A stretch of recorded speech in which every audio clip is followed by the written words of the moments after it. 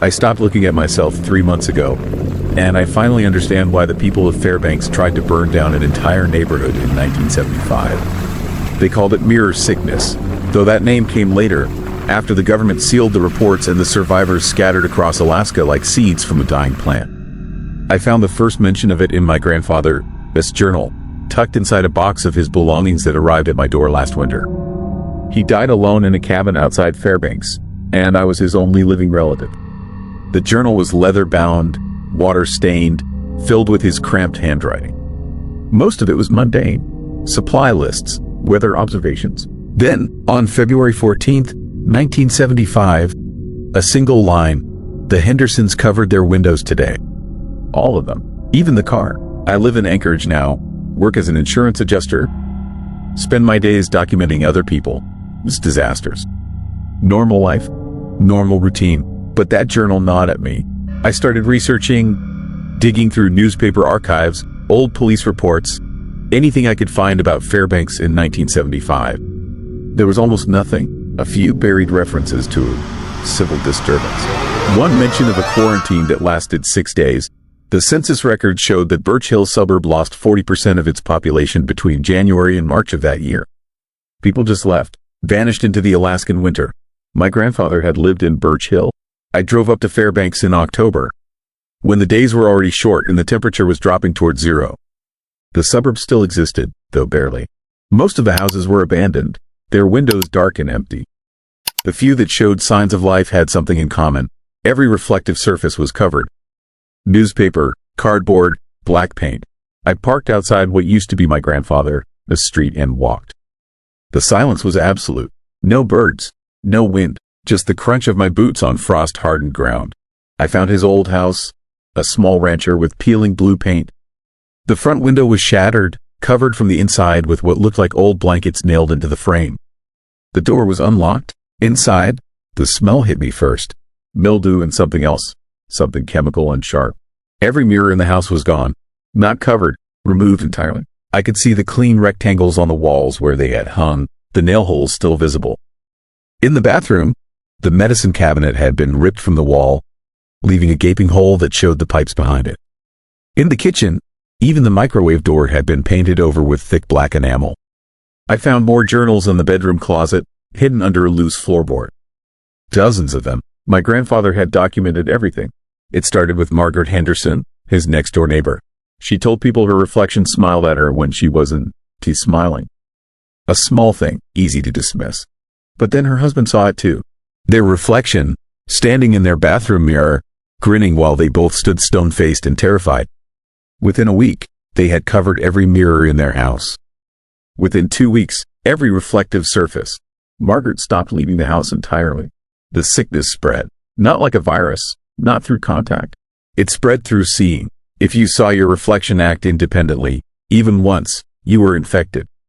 And then you started noticing it everywhere. In windows, in puddles, in the chrome bumper of your car. Your reflection would move wrong, turn its head when you stood still, blink when your eyes were open. Small discrepancies at first, easy to convince yourself you imagined it. But it got worse. My grandfather wrote about seeing his reflection in a store window downtown. He was walking past, hands in his pockets. His reflection was walking too, but its hands were at its sides. He stopped, his reflection kept walking. He watched it continue down the length of the window, moving independently, until it reached the edge of the glass and disappeared. He covered his bathroom mirror that night. By morning, he had covered them all. The entries became frantic. People were seeing their reflections do impossible things. One man watched his reflection in a car window reach up and touch the glass from the other side, pressing its palm flat against the surface like it was trapped. A woman saw hers mouth words she couldn't hear. Children reported their reflections playing different games, moving toy cars and dolls that didn't exist in the real room. On the 6th night, someone set fire to the Henderson house. My grandfather watched it burn. He wrote that Margaret was still inside, that she had refused to leave because she said her reflection was waiting outside, standing in the snow, watching the house. The fire spread to 3 other homes before they contained it. The quarantine ended the next morning. No explanation, no follow-up. The dark suits left, and the people who remained were told to never speak about what happened. Most of them left anyway. I stood in my grandfather's house, holding his journal, and realized the sun was setting. The light coming through the broken front window was orange and dying. I needed to leave, but something made me stop in the hallway. There was a sound, faint, like fingernails on glass. The bathroom door was open. I had checked it earlier. The mirror was gone, just that rectangular void in the wall. But now, in the failing light, I could see something in the darkness of that hole. A shape. It was hard to focus on, like trying to look at something in your peripheral vision. But it was there, and it was moving. I ran, didn't think, just moved. I was in my car with the engine running before I realized I was shaking so hard I could barely hold the steering wheel. I drove back to Anchorage through the night, refusing to look at my rearview mirror, keeping my eyes locked on the road ahead. That was 3 months ago. At first, I convinced myself it was imagination. Stress, the power of suggestion after reading those journals. But then I started noticing things. Small things. My reflection in the bathroom mirror would blink a fraction of a second off from when I blinked. I would catch movement in my computer screen when it was dark, see my reflected hand twitch when my real hand was still. I covered my bathroom mirror 2 weeks ago, then my bedroom mirror, then every reflective surface I could find. But you can't cover them all. There are too many. The world is full of reflections. Store windows, phone screens, puddles after rain, the polished elevator doors at my office building. Yesterday, I saw it clearly. I was washing my hands at work, not thinking, and I glanced up at the bathroom mirror. My reflection was looking directly at me, not at its own eyes like a normal reflection should. At me, its eyes were focused on mine with an intensity that made my stomach drop. And then it smiled. I wasn't smiling. I haven't been back to work since. I have been researching obsessively, trying to find others, anyone who might know what this is or how to stop it. I found a forum, buried deep in an obscure corner of the internet. There were others, people from Fairbanks, or children of people from Fairbanks, all reporting the same thing. The reflections are becoming more independent, more active. One person claimed their reflection mouthed the word, soon, before they smashed the mirror. My grandfather's last journal entry was dated March 2nd, 1975. Just one line, written in handwriting so shaky it was barely legible. They are learning to leave the glass. I have boarded up every window in my apartment. I have covered every screen, every surface. I sit in the dark now, writing this by the light of a small camping lantern that has no reflective parts. But I know it doesn't matter, because this morning, when I was making coffee in my covered kitchen, I saw it. There was a small puddle of water on the counter, just a few drops that had splashed from the sink. In that puddle, no bigger than a quarter, I saw a face looking up at me. It wasn't mine. It was smiling. Do you know what happens when they learn to leave the glass? My grandfather never wrote that part. He died alone in his cabin with every reflective surface destroyed and the windows painted black. The coroner's report said natural causes, but I found one more thing in his belongings. A photograph, taken sometime before he died. It shows the interior of his cabin. In the background, barely visible, there is a figure standing in the corner. The photograph is slightly blurred, but you can make out enough detail to see that the figure is facing away from the camera. It is wearing my grandfather's clothes. It has his build, his posture, but the cabin was empty when they found him. I don't look at reflective surfaces anymore. I keep my eyes down. I move through the world like a blind person, navigating by memory and sound. But sometimes, late at night, I hear something, a soft tapping, like fingers on glass, and I know, without looking, that if I were to uncover just one mirror, just one window, I would see it standing there, waiting, getting closer to the surface with each passing day.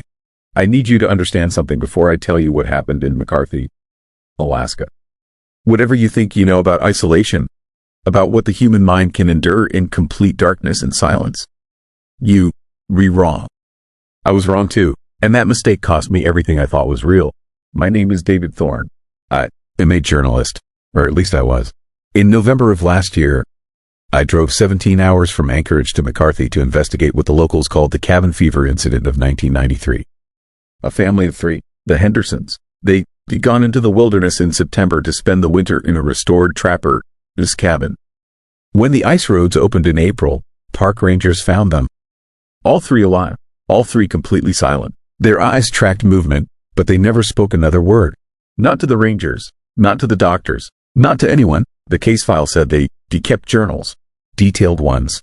And then those journals disappeared from evidence storage 6 months after the family was institutionalized.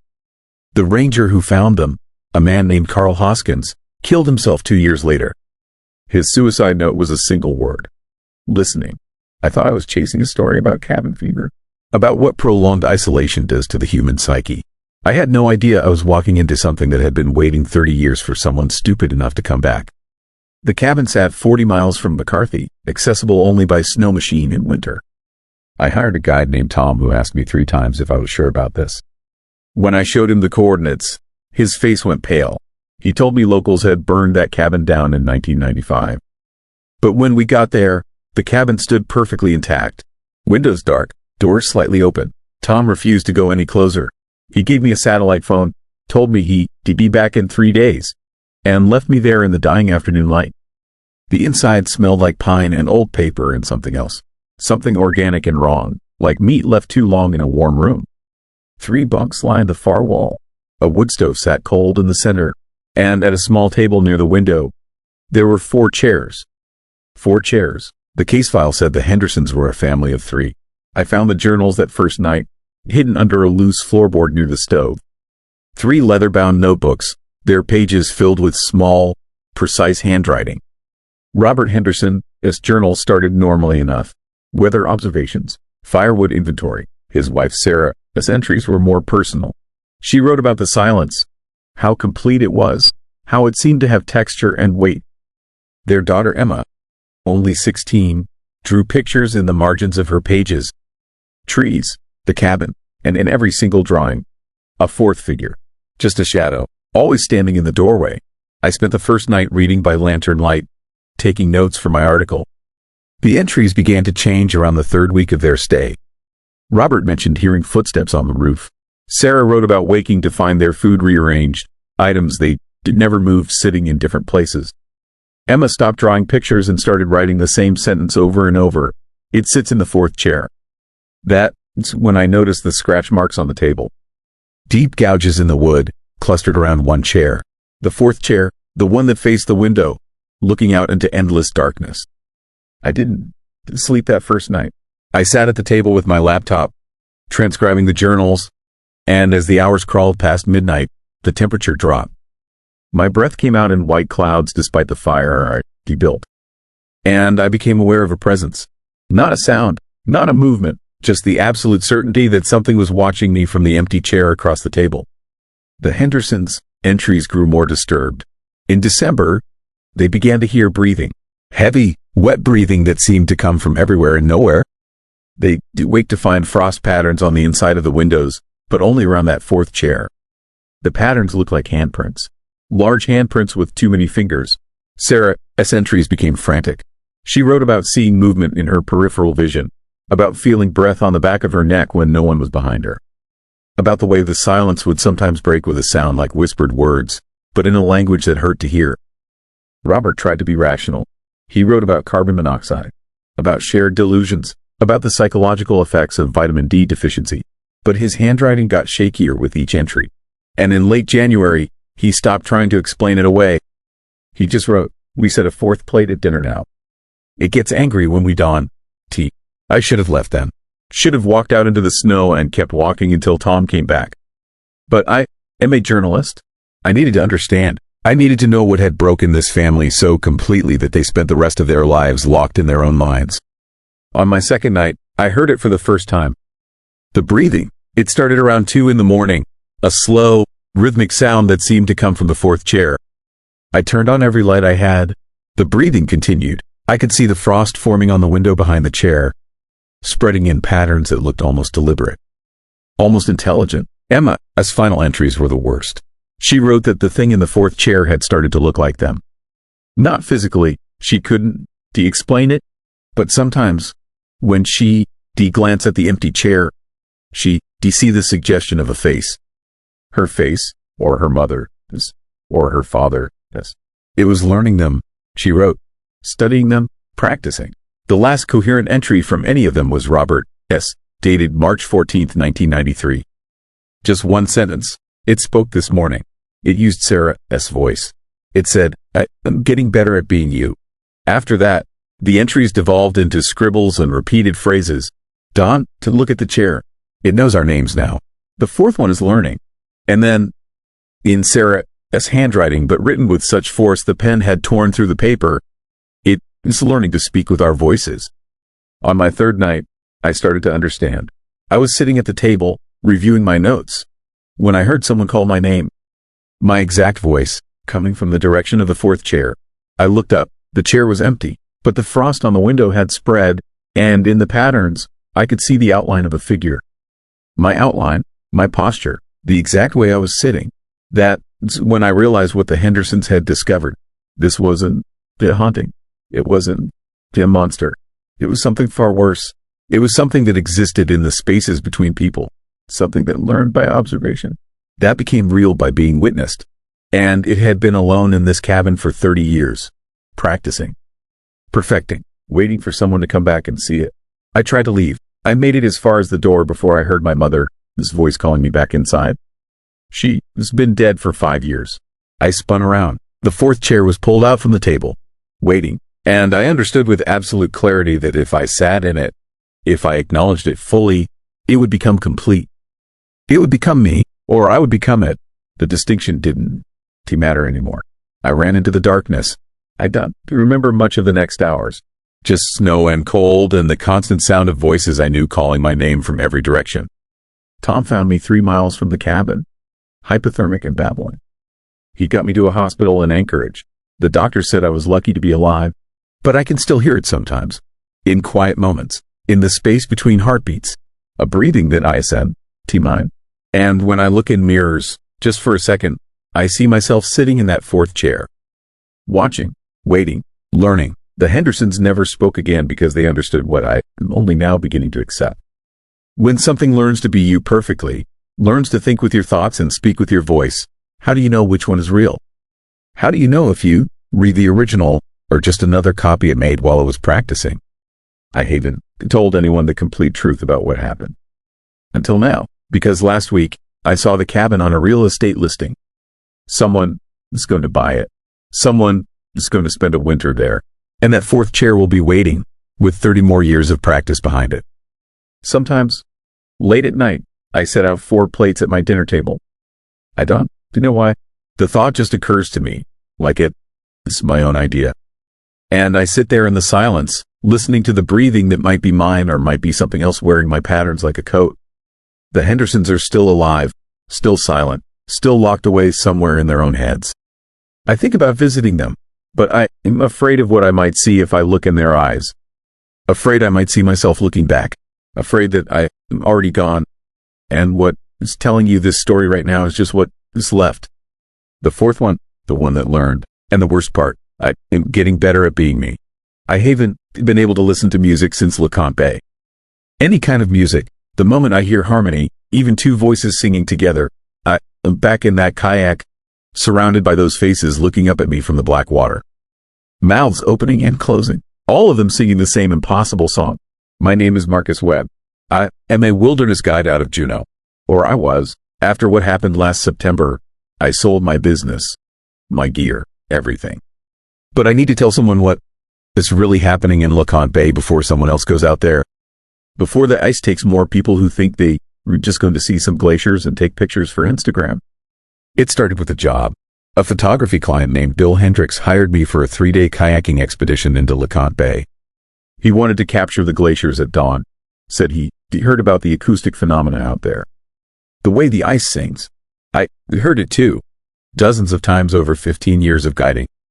The ice cracks and shifts, makes sounds like groaning or humming. It is eerie but natural. Physics and pressure, nothing more. We launched from Petersburg on a Tuesday morning. The water flat and gray as sheet metal. The forecast was perfect.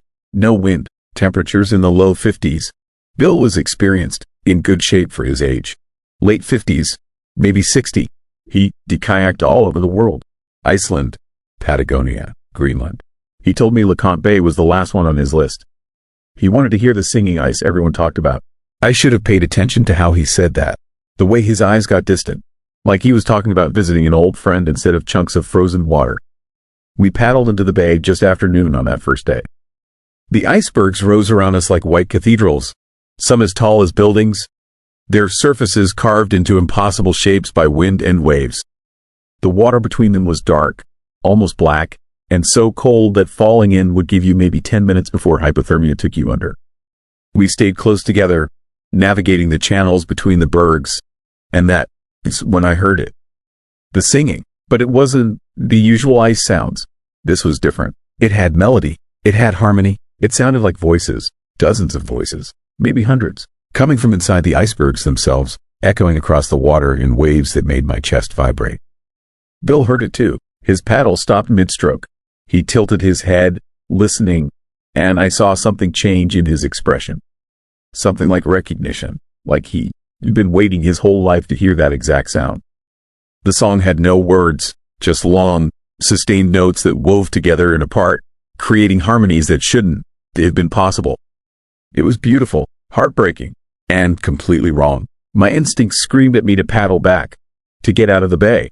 But Bill was already moving toward the sound, toward a massive iceberg that rose from the water like a frozen cathedral. I followed him because that is what guides do. We reached the berg and floated there, letting the current hold us in place. The singing was louder now, clearer. I could make out individual voices in the choir, high and low, male and female, some that sounded like children. They were coming from inside the ice, from deep within the berg. And as I listened, I realized the song had rhythm. It had structure. This wasn't random noise. This was composition. Bill pulled out his camera and started shooting. His hands were shaking, but not from cold, from excitement. He kept whispering to himself, saying he knew it. He knew it was real. I asked him what he meant. He didn't answer. Just kept taking pictures of the iceberg, of the water, of everything around us. That is when I saw the first face. It was just below the surface, maybe 5 feet down, pale, waterlogged, eyes open and staring up at us. A woman, his face, her mouth opening and closing in time with the singing. I jerked back in my kayak, almost capsizing. I called out to Bill, pointed at the water. He looked down and smiled. Actually smiled. He told me they were beautiful, that I should listen to their song. More faces appeared. They rose from the depths slowly, surrounding our kayaks. Men, women, children. All of them impossibly pale, their skin bloated and marked with dark veins. Their hair drifted around their heads like seaweed, and their mouths moved together, synchronized perfectly with the choir coming from the ice. They were singing to us, calling to us. I started paddling. Hard. Bill didn't follow. He just sat there in his kayak, camera forgotten in his lap, staring down at the faces in the water. I screamed at him to move, to paddle, to do something. He looked at me then, and his eyes were empty, peaceful. He told me he finally understood, that he'd been hearing their song in his dreams for months, that they'd been calling him home. Then he slipped out of his kayak and into the black water. I dove after him without thinking. The cold hit me like electricity, every nerve in my body screaming. I could see Bill sinking, the pale faces rising around him, their hands reaching up to touch him. But he was struggling. He was letting them take him down. His mouth was open, and I realized with horror that he was trying to sing with them. Underwater, drowning himself while trying to join their choir. I grabbed his jacket and kicked for the surface. The faces followed us up, their hands grasping at my legs, my arms, my throat. Their touch was freezing, colder than the water, and where they touched me, my skin went numb. I broke the surface and dragged Bill to his kayak, hauling him back in through pure adrenaline. He actually fought me, tried to slip back into the water. I had to pin him down in his own boat while I towed him away from the iceberg. The singing followed us. It grew louder, more insistent. The faces multiplied in the water, dozens of them now, then hundreds. All of them looking up at us with those empty eyes and singing mouths. And I started to understand the song. Not the words, there were no words, but the meaning. It was a song about cold and dark and peace, about letting go, about sinking down to where the water was quiet and the ice would hold you forever. I paddled for 3 straight hours, towing Bill, his kayak behind mine. He'd gone silent, curled up in his boat, shivering. The singing faded as we moved away from the berg, but I could still hear it echoing in my head. It had rhythm. It had hooks. It was designed to be remembered, to stick with you. We made camp on a rocky beach far from the ice. I built a fire and wrapped Bill in every dry layer we had. He wouldn't. He talk. Wouldn't. He just stared back toward the bay, toward where the icebergs glowed white in the fading light. Around midnight, he finally spoke. He told me the faces in the water were kayakers. People like us. They heard the singing and couldn't leave. The ice had taken them, one by one, over decades. Maybe centuries. And now they were part of the choir. Now they sang to bring others down to join them. He said their song was incomplete, that it needed more voices, that it was calling to everyone who came to the bay, whispering to them in their dreams, drawing them back until they finally answered. I asked him how he knew all this. He looked at me with tears streaming down his face and said he could still hear them singing, that he would always hear them now, that the song was inside his head and would never stop. We evacuated the next morning. I called for an emergency pickup, and a float plane got us out by noon. Bill was hospitalized in Juneau for hypothermia and psychological trauma. The doctor said he had a psychotic break brought on by cold water exposure, that he'd be fine after some rest and medication. But 3 weeks later, Bill Hendricks walked out of his hospital room at 2 a.m. Security footage showed him leaving through a side door, walking barefoot through the streets in his hospital gown. They found his body the next day in Alaskan Bay. He walked into the water and kept walking, drowned himself in 40-degree water without struggling. The autopsy showed his lungs were full of salt water, but there was something else. Something the medical examiner couldn't explain. His vocal cords were damaged, shredded, like he'd been screaming or singing with all his strength for hours before he died. I started hearing the song about a month after that, just at night, when everything was quiet. A faint harmony that seemed to come from nowhere and everywhere. I thought I was losing my mind. I saw doctors, therapists. They gave me medications for anxiety and PTSD. Nothing helped. The singing just got clearer. Then I started seeing them in water. Any water. The bathtub. Rain puddles. Even in my drinking glass. Pale faces looking up at me. Mouths moving. Always singing. Always calling. I drove back to Alaskan Bay last week. I don't know why. Or maybe I do. Maybe I just needed to see it again, to confirm it was real. I hiked to an overlook above the bay and watched the kayakers down below. 3 of them, 2 adults and a teenager. They were paddling between the icebergs, getting closer to the big cathedral berg where I pulled Bill from the water. I wanted to scream at them to leave, to run, but I didn't. I just watched as they stopped paddling, as they tilted their heads to listen, as the water around them filled with pale, upturned faces, and I could hear the singing even from up on that cliff. The choir beneath the ice. Beautiful and terrible and hungry. The kayakers are still out there. The Coast Guard will find their empty boats in a few days, drifting in the current. They'll search the water and find nothing. They'll call it a tragic accident. Hypothermia. Maybe a rogue wave. But I know the truth. The ice is singing louder every year. The choir is growing, and everyone who hears it feels the pull. The urge to slip into that black water and join the voices below. To become part of something eternal and cold and perfect. I can hear it right now. Even here, hundreds of miles from the bay. The song follows me. It's in my head, in my blood, in every quiet moment. And I know, the same way Bill knew, that eventually I'll answer. Eventually, the pull will be too strong. The ice is patient. The water is patient. The choir sings forever beneath the surface, waiting for us all to come home. And the worst part is, the longer I listen, the more beautiful it sounds. The more it feels like the only peace I'll ever find. I was 11 years old when the broadcast started, and I am one of the few people who heard my own death predicted on that transmission. My father worked as an electrical engineer for Nome, the only radio station in Nome, Alaska. It was February 1978, the coldest winter anyone could remember, and the town was buried under 15 feet of snow. We lived in a small house about 2 miles from the station, and every night I would fall asleep listening to my father, his voice doing the late weather report. His voice meant safety. It meant everything was normal. On February 14th, Valentine's Day, something took over the broadcast.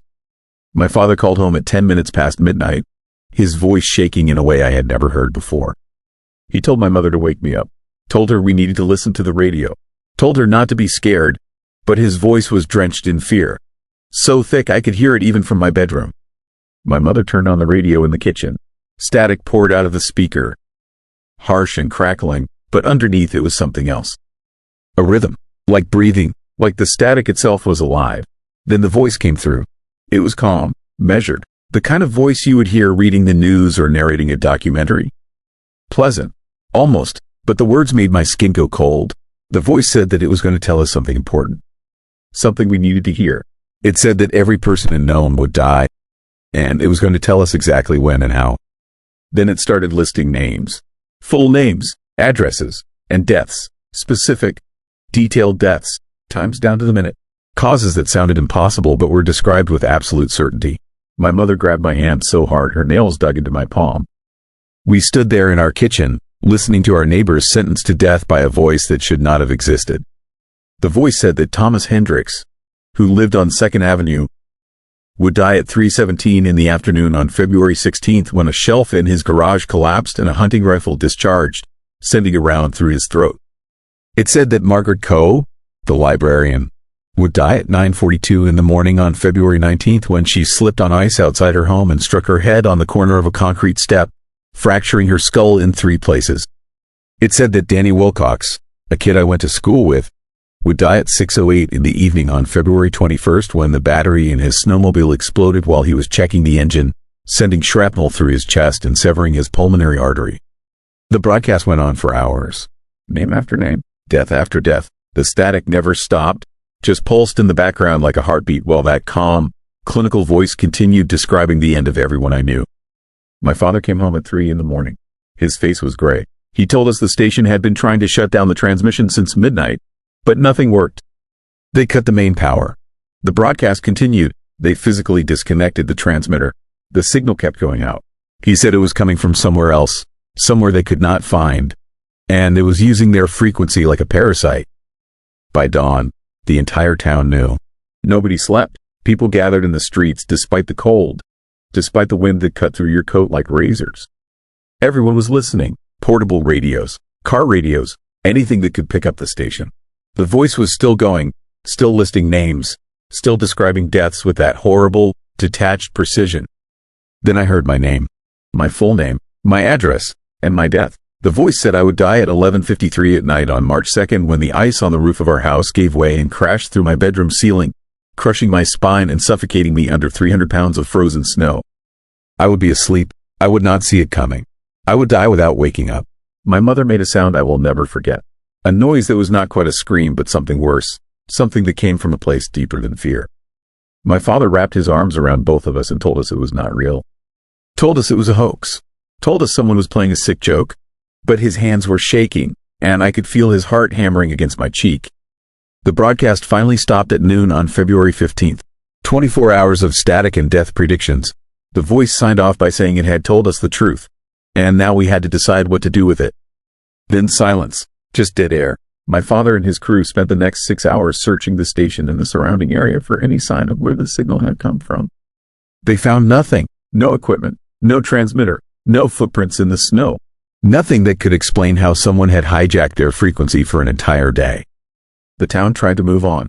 People made jokes, called it the Valentine, this day prank. Said some kid with a ham radio and too much time had scared everyone. But the jokes felt forced. Hollow. Because everyone had heard their own name. Everyone knew exactly how they were supposed to die. And deep down, everyone was counting the days.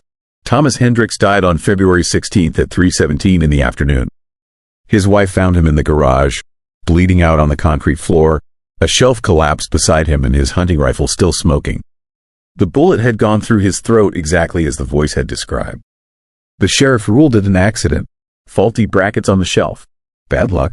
But I saw the fear in his eyes when he gave the report. He had heard the broadcast too.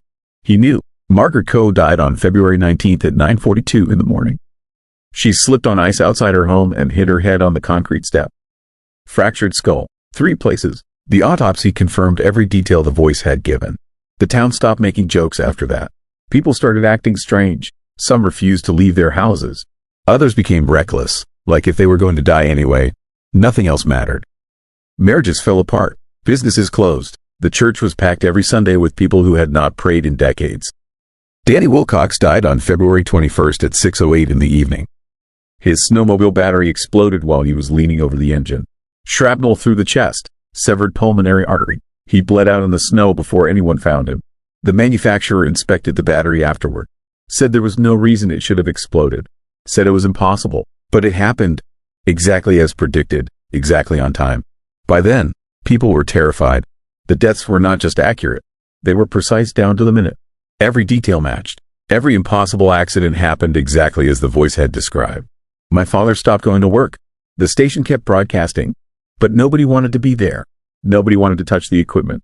It felt cursed, contaminated. I stopped sleeping in my bedroom. My parents moved my bed into the living room, as far from the roof as possible.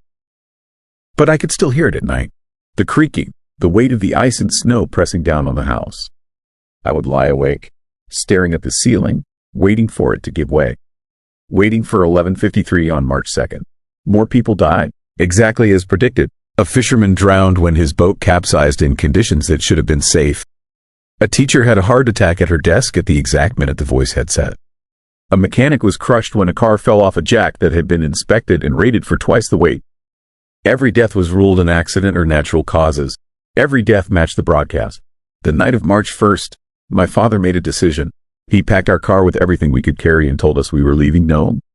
We were going to drive to Fairbanks and stay there until March 3rd, until after my predicted death time had passed. My mother did not argue. We left at midnight, driving through a blizzard that should have made the roads impassable. We made it 20 miles before the car broke down. The engine just died. My father tried everything, but nothing worked. We were stranded on an empty highway in the middle of the night with the temperature at 30 below zero. My father told us to stay in the car while he walked back to the last town we had passed to get help. He said he would be back in 2 hours. He kissed my mother. He kissed me. He told me I was going to be fine. We never saw him again. Search parties found his body 3 days later, frozen solid in a snowbank half a mile from where he had left us.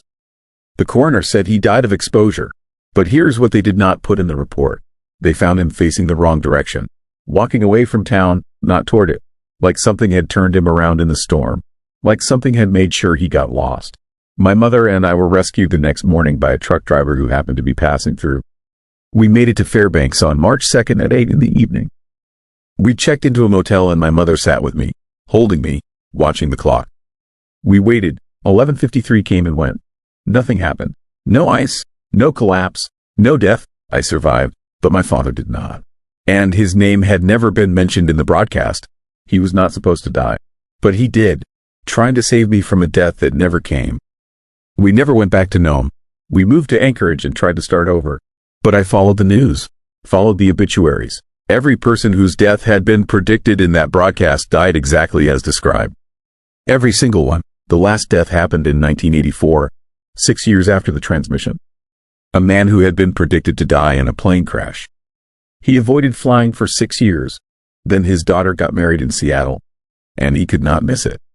The plane went down over the Gulf of Alaska. No survivors. He died exactly as the voice had said he would. 47 people were named in that broadcast. 47 people died exactly as predicted. Except me. I am the only one who survived past my death date. And I have spent the last 46 years trying to understand why. Why I was spared. Why my father died in my place. Why that voice knew things that should have been impossible to know. I am 57 now. I have not been back to Nome since we left. But last week, I got a letter. No return address. Inside was a single sheet of paper with one sentence written in neat, precise handwriting. It said that the broadcast never ended. It is still going, still listing names and deaths. But now it is on a frequency nobody can hear. Now it is broadcasting directly into the minds of the people it names, whispering their deaths to them in their sleep, making sure they know exactly when and how they will die. And at the bottom of the page, in that same calm, measured handwriting, was my name, my address, and a new death. It said I would die at 11:53 at night on March 2nd, exactly 46 years after the original prediction. It said the ice that should have killed me when I was 11 is still waiting. It said that death does not forget. It just waits. Tonight is March 1st. I have 24 hours left. And I can hear it now, in the static between radio stations, in the hum of power lines, in the silence between heartbeats. That voice, still calm, still certain, telling me it is time to collect what was owed, telling me that my father only bought me borrowed time, telling me that at 11:53 tomorrow night, the debt comes due.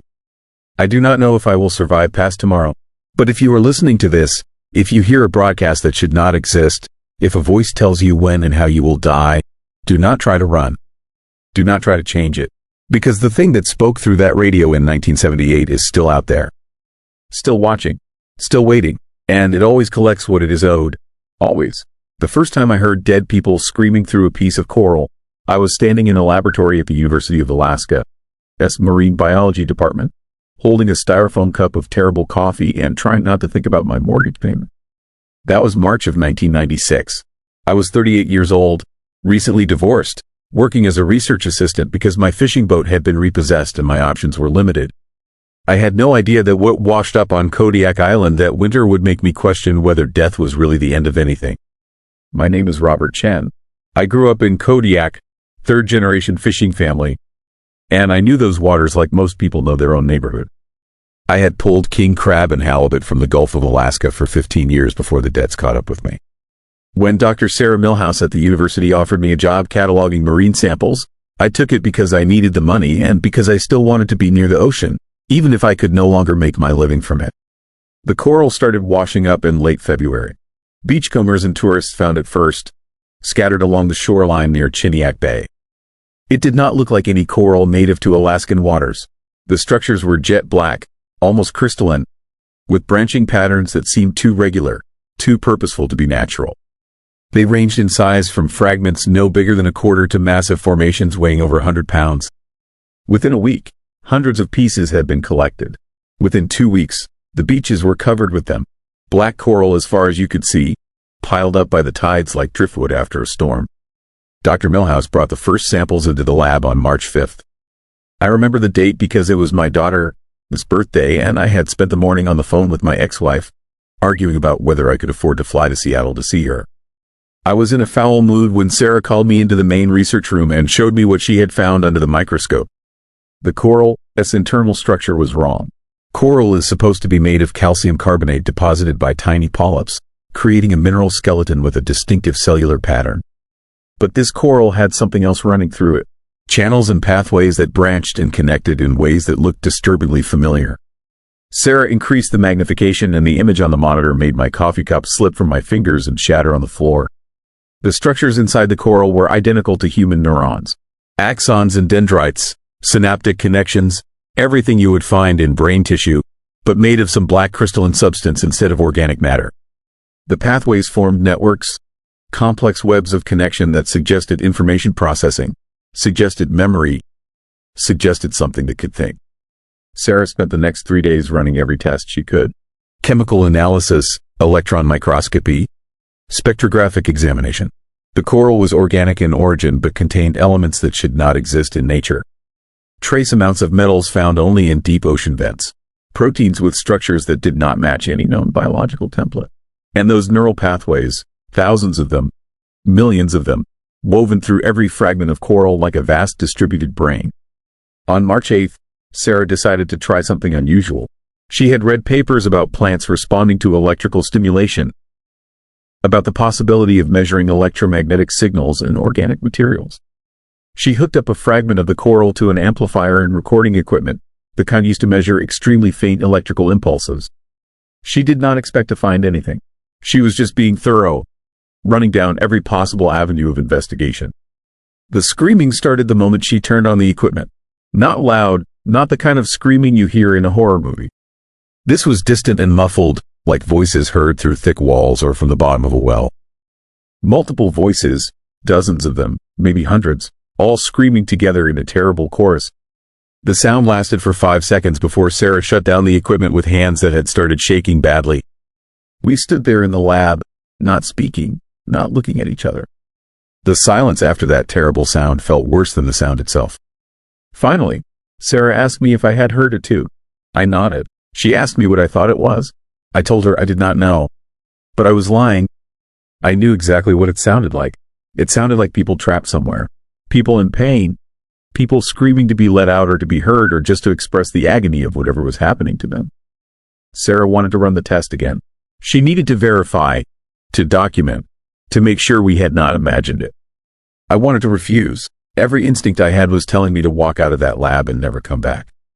But I needed the job.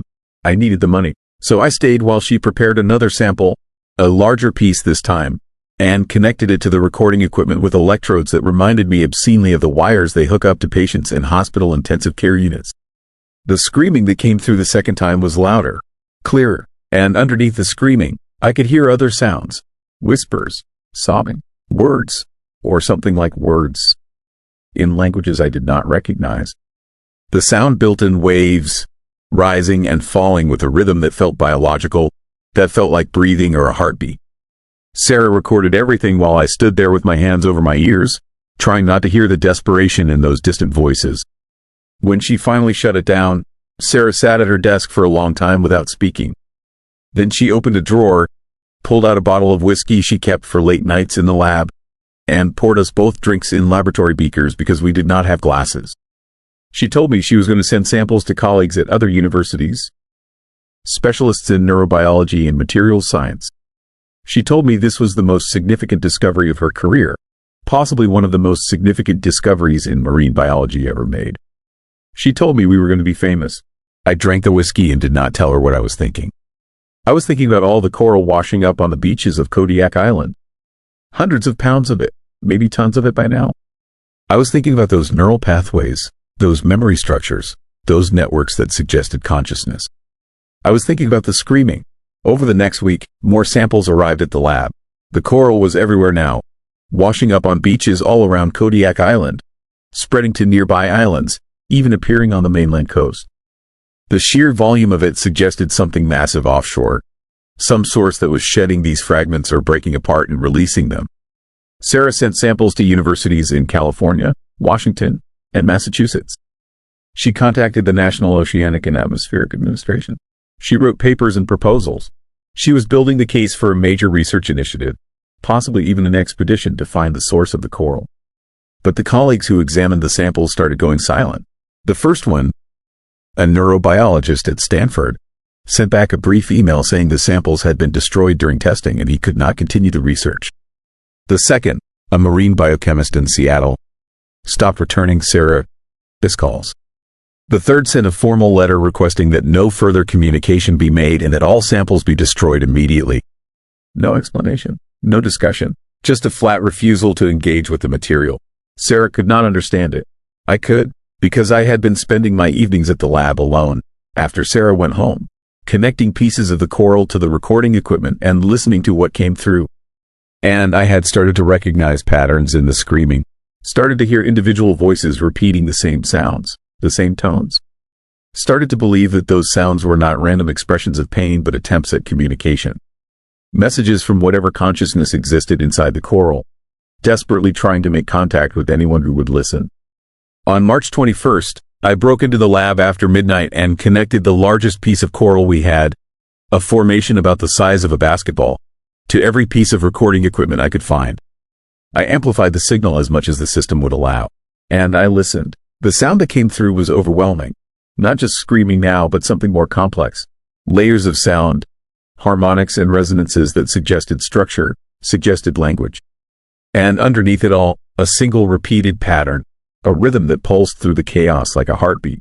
I recorded it all on a cassette tape, 45 minutes of sound that I knew I should destroy but could not bring myself to erase. When I played that tape back the next morning, sober and exhausted, I heard something I had missed in the moment. At the 32-minute mark, the chaos resolved for just a few seconds into something almost clear. Almost like words. The sound was still distorted, still muffled and strange, but the pattern was unmistakable. It repeated 3 times, a phrase in a voice that might have been male or female, old or young, but was definitely human. The phrase sounded like this: "We are the drowned." I played that section over and over, trying to convince myself I was wrong, that I was hearing patterns that did not exist, that isolation and stress and too many late nights in the lab had made me susceptible to audio pareidolia. But I knew what I heard. I heard dead people speaking through crystallized neural pathways preserved in coral. I heard the memories of the drowned, somehow captured and stored in structures that grew in the deep ocean. I heard proof that some part of consciousness could survive death, could persist in forms we did not understand. I should have told Sarah, should have played her the tape and let her hear what I had heard. But when I got to the lab that morning, I found it empty. The coral samples were gone. The recording equipment had been packed up. A notice on the door said the research project had been suspended pending further review. Sarah's office was cleaned out. Her computer and files were missing. I called her cell phone and got a number no longer in service message. I called her home and reached a stranger who said she had never heard of anyone named Sarah Milhouse. I learned later, through contacts at the university, that Sarah had been transferred to a different facility. Administrative leave, they called it. Her research had been classified as a potential biohazard and all samples had been seized by federal authorities.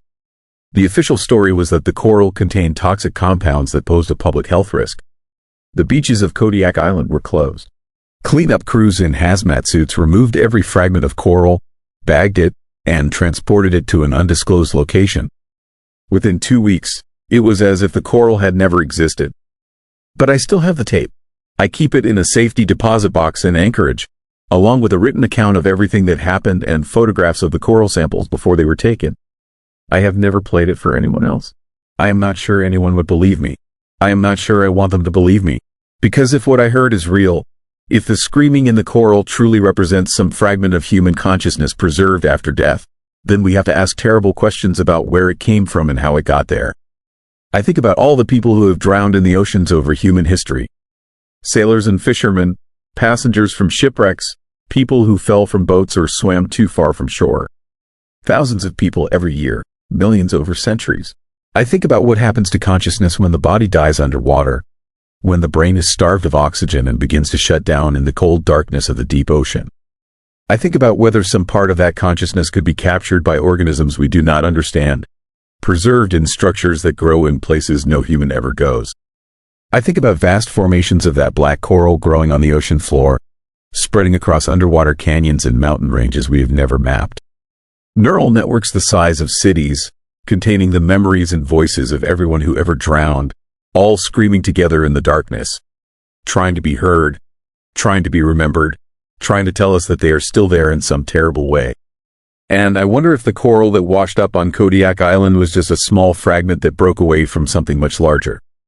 Something that is still down there. Still growing, still collecting the drowned. The water tasted like blood and metal. And by the time we figured out why, 12 people were already in the hospital with something growing inside their lungs. Something that had been frozen for 10,000 years, waiting in the dark beneath Juneau for someone to wake it up. My name is Robert Chen. I was the senior water quality engineer for the city of Juneau in 2004.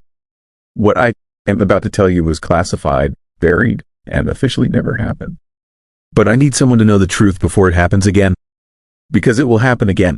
The ice is everywhere now. It started in late March with complaints about the taste. Customers calling in, saying their tap water had a metallic, almost coppery flavor. Nothing showed up in our standard tests. pH levels normal, chlorine levels normal, no bacterial contamination, no heavy metals, but the complaints kept coming. Hundreds of them. People said it tasted like licking a frozen fence post, like drinking liquefied pennies. I started pulling water samples from different points in the distribution system, testing everything I could think of. And that is when I noticed something impossible in the microscope. The inside of our pipes, the ones that carried clean water to every home and business in Juneau, were coated with ice.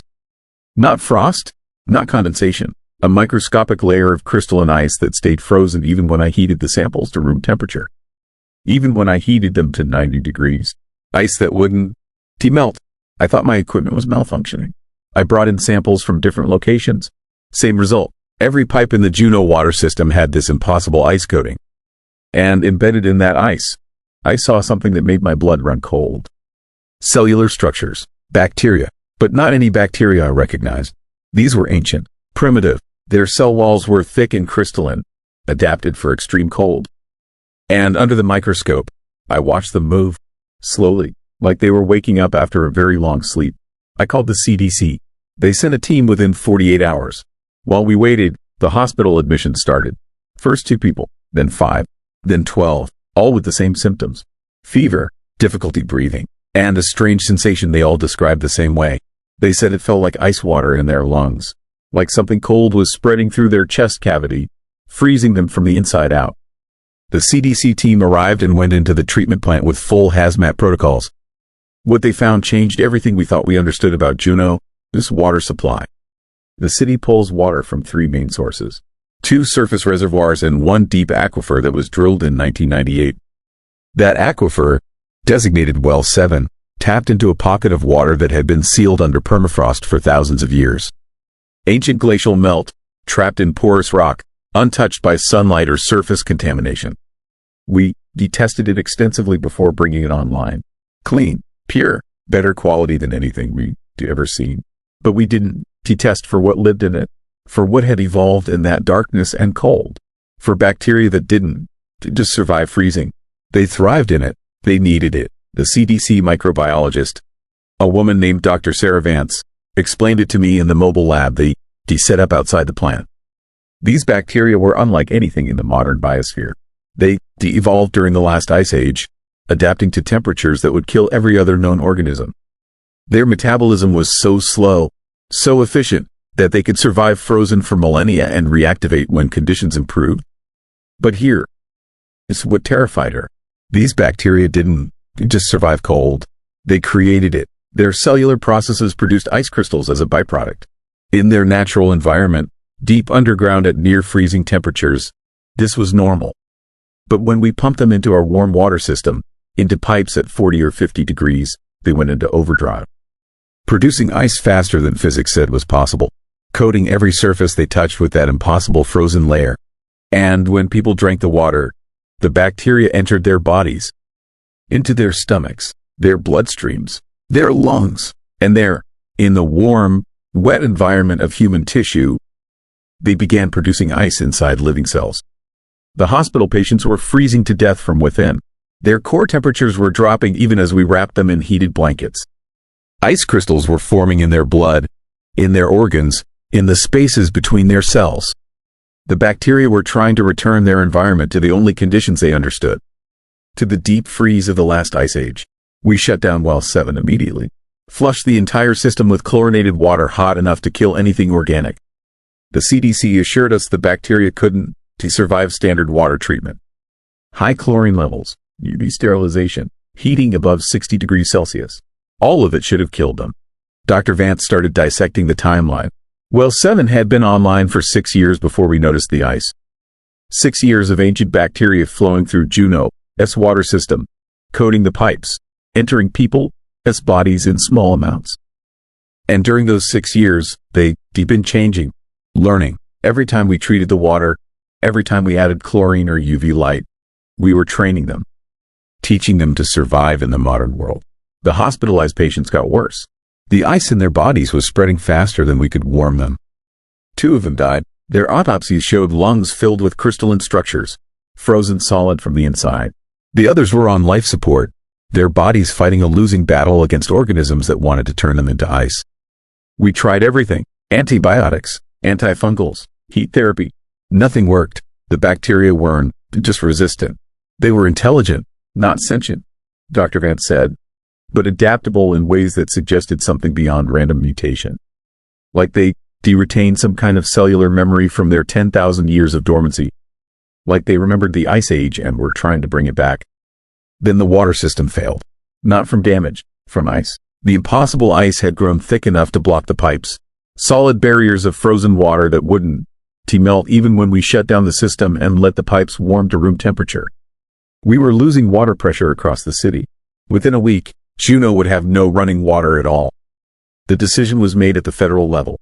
They were going to shut down the entire water system, replace every pipe, every valve, every surface the bacteria had touched.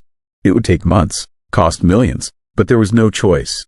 The ice was spreading, except it was already too late. The night before the shutdown, I got a call from the hospital. 3 more patients admitted, same symptoms, ice in the lungs. But these people lived in North Douglas, across the channel from the main city.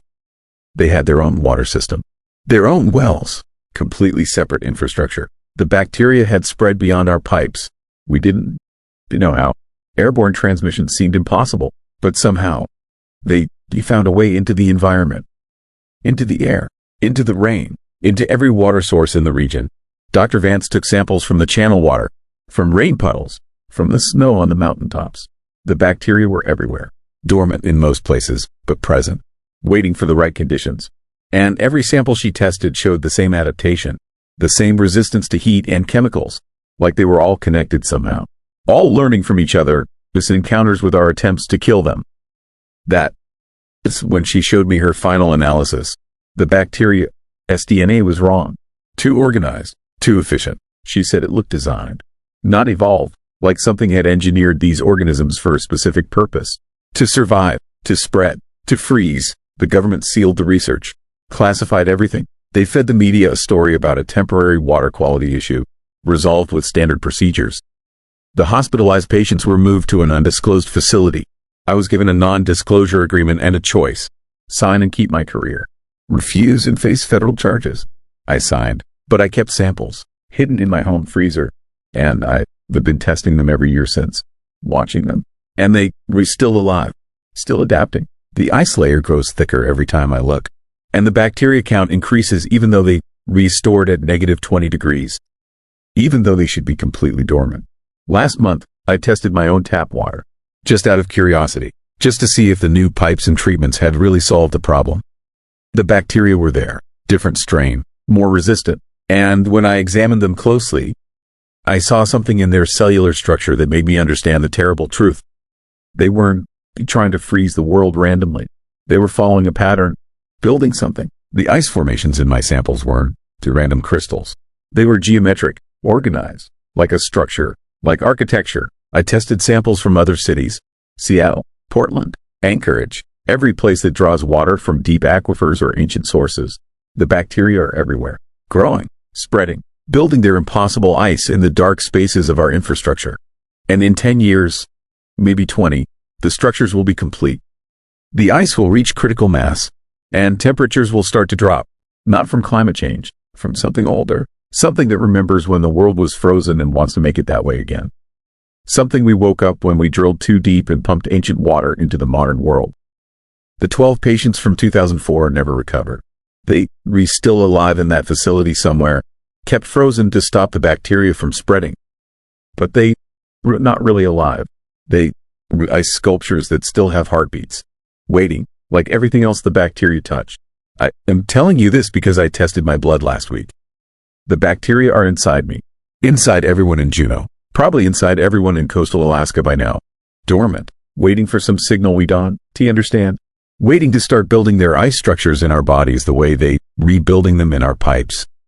And sometimes, late at night, I can feel it, a cold spot deep in my chest, growing slowly. And I wonder if what I am feeling is the bacteria waking up, or if it's just my imagination, or if there is any difference anymore, because the ice remembers everything. And now it is inside us all, patient and cold and impossibly alive, waiting to freeze the world one cell at a time. The water still tastes like metal. Everyone is used to it now. Nobody complains anymore. We just drink it and pretend everything is normal. But I know the truth.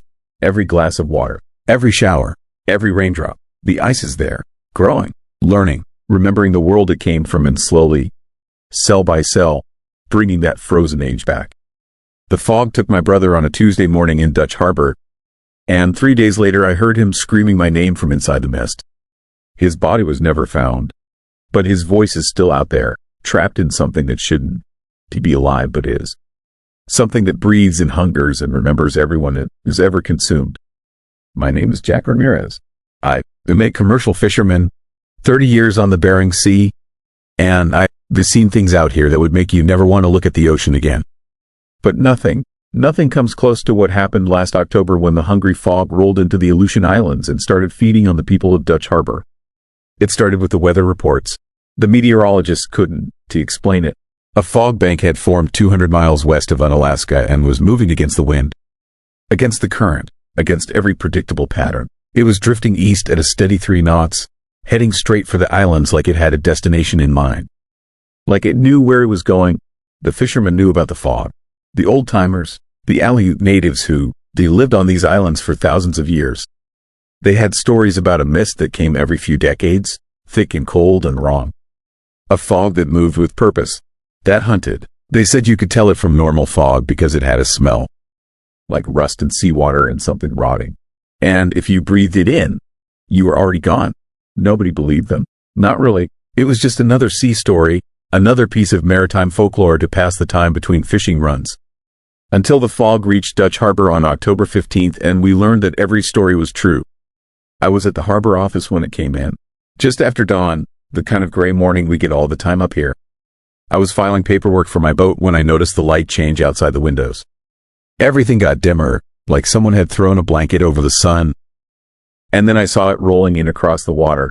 The fog was thick, impossibly thick. You couldn't see 10 feet into it. But that wasn't what made my skin crawl. It was the color. Normal fog is white or gray. This was darker, almost greenish.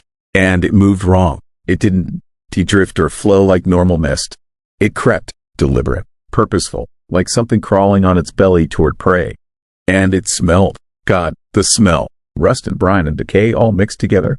It hit me through the closed windows, seeping through the weather stripping. My eyes watered, my throat burned, and I felt this overwhelming urge to go outside, to walk into the fog, to breathe it deep into my lungs. I fought the urge and backed away from the windows, but others didn't. Through the thickening mist, I saw people walking out of buildings and heading toward the harbor. Slow, dreamlike steps, their faces blank, eyes unfocused. They were being called somehow, drawn into the fog like moths to a flame. My brother Danny was staying at my place while his boat was in dry dock. I tried calling him. No answer. I tried his cell. Straight to voicemail. I ran outside, covered my face with my jacket, and sprinted the 4 blocks to my house. The fog was everywhere now, seeping under doors, through ventilation systems, creeping along the ground like something alive and searching. I found Danny in the kitchen. He was standing at the back door, hand on the knob, staring out into the fog. His eyes were distant, glazed. He looked at me but didn't seem to see me. Just turned back to the door and started to open it. I tackled him, dragged him away from the door. He fought me with a strength I didn't, he had, clawing at the floor, trying to crawl back toward the fog. I got him into the bathroom, the only interior room with no windows, and locked us in. He kept trying to get out, kept saying he needed to go outside, that someone was calling him, that he could hear voices in the fog, familiar voices, people he knew who needed help. His dead wife, our father who passed 5 years ago, all of them calling his name from inside that greenish mist. We stayed in that bathroom for 6 hours. Danny slowly came back to himself as the fog outside thinned. When it was finally clear enough to see the street again, we emerged to find Dutch Harbor nearly empty. 37 people were missing. Just gone, their doors standing open, their vehicles abandoned. No footprints, no trail. They walked into the fog and disappeared. The Coast Guard searched for 3 days. They found nothing. No bodies, no clothing, no trace of the missing people anywhere on the island. It was like they'd been erased from existence. But on the 3rd night, we started hearing the voices. They came from the ocean, from the direction the fog had retreated. Faint at first, then louder. People calling for help, screaming names, begging to be found. We recognized the voices. They were the missing 37, and they sounded terrified. Danny heard his friend Marcus. I heard my neighbor Teresa. Others heard their missing family members. The voices echoed across the water, coming from the fog bank that still sat a mile offshore. A thick, greenish wall of mist that hadn't moved or dispersed since it retreated. Just sitting there, waiting. The Coast Guard tried to investigate. They sent a boat into the fog with full crew and equipment. Video feeds, radio contact, GPS tracking. The boat disappeared into the mist and the transmissions went silent immediately. No distress call, no warning, just silence. The boat never came back. But the next night, we heard the crew, its voices added to the chorus, calling out from inside the fog, begging for rescue. That is when I understood. The fog hadn't killed those people. It had taken them, absorbed them somehow. And now they were part of it, trapped inside that massive bank of living mist, conscious and aware and screaming for help that would never come. The scientists arrived from Anchorage with theories about methane seeps and mass hallucinations. They set up monitoring equipment on the shoreline, pointing instruments at the fog, taking readings. One of them, Dr. Patricia Wells, was braver or more foolish than the others. She suited up in a hazmat rig with oxygen tanks and walked into the fog with a tether line attached to her waist. She made it 20 feet before the line went slack. When they pulled it back, the harness was empty. No sign of struggle, no torn fabric. She just vanished from inside a sealed suit. And that night, her voice joined the others in the fog, screaming about the cold, about being unable to move, about feeling herself dissolving into something vast and ancient and endlessly hungry. The fog began to move again after a week. creeping back toward shore, slower this time, more cautious, like it had learned from its first feeding and was savoring the approach. The smell came first, that rust and rotten seawater stench that made your head swim and your judgment fail. Then the voices got louder, clearer, more desperate. Danny started hearing our mother. She died when we were kids, 30 years ago. But her voice was there in the fog, calling for her boys, asking why we left her alone in the cold and dark. It broke something in Danny. He stopped sleeping, stopped eating, just sat at the window staring at the fog bank, tears running down his face, whispering that he needed to help her. I tried to get him off the island, booked his flights to Anchorage, but the fog rolled in the night before our departure, thick and fast and purposeful. It covered Dutch Harbor in minutes, seeping through every crack and gap. The smell filled my house despite every door and window being sealed. And Danny started walking. I grabbed him at the front door. He looked at me with eyes that weren't his anymore. Empty, consumed. He said Mom was waiting, that she was cold and scared and needed him, that he could feel her reaching out from inside the fog, pulling him toward her. I held him, begged him to fight it, but he was stronger than me, driven by something beyond normal human strength. He broke free and ran into the fog. I followed without thinking, stumbling blind into that thick, reeking mist. It was like walking into a wall of ice water. My skin went numb instantly. My lungs seized up, and I could feel it inside me. The fog, not just around me, but in me, seeping into my pores, filling my mouth and nose and lungs, learning me, tasting me, deciding if I was worth keeping. I heard Danny screaming somewhere ahead. I followed his voice, hands outstretched, unable to see anything in the absolute darkness of the fog. The temperature kept dropping. My clothes became stiff with frost. Ice crystals formed in my beard, and the voices surrounded me. Hundreds of them, maybe thousands, all the people the fog had taken over decades, over centuries, all trapped inside it, all still conscious, all still aware. They whispered things, secrets, truths about what the fog really was. They said it was old, ancient beyond measure, a remnant from before the Ice Age, a thing that had evolved in the frozen seas when the world was younger and stranger. It had learned to feed on warmth, on life, on the electrical impulses that made thoughts and memories and consciousness possible. It didn't kill its prey.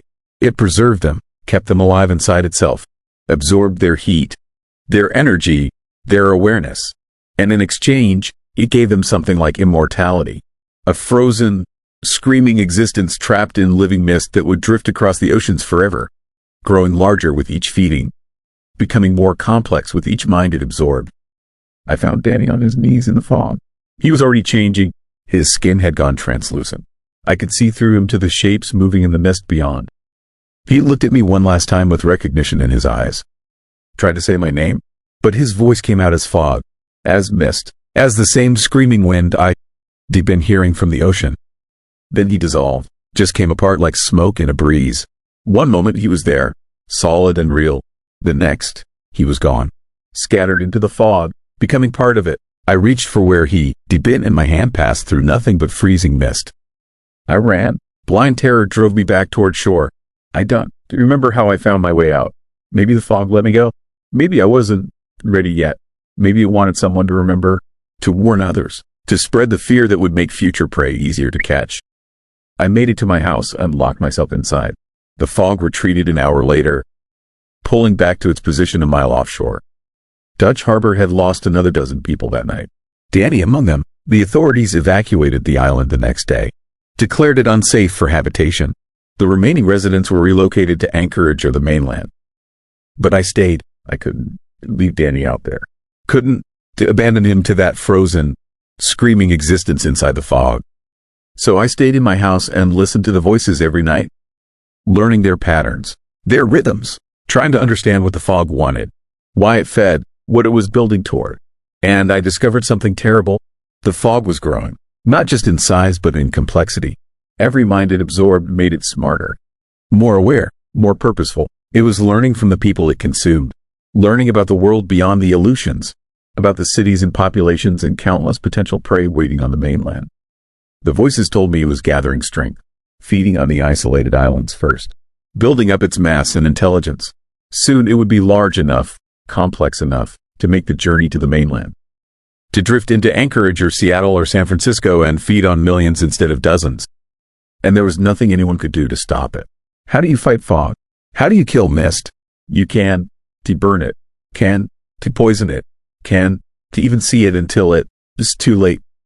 It would roll into a city on a normal overcast morning, and by evening, the streets would be empty.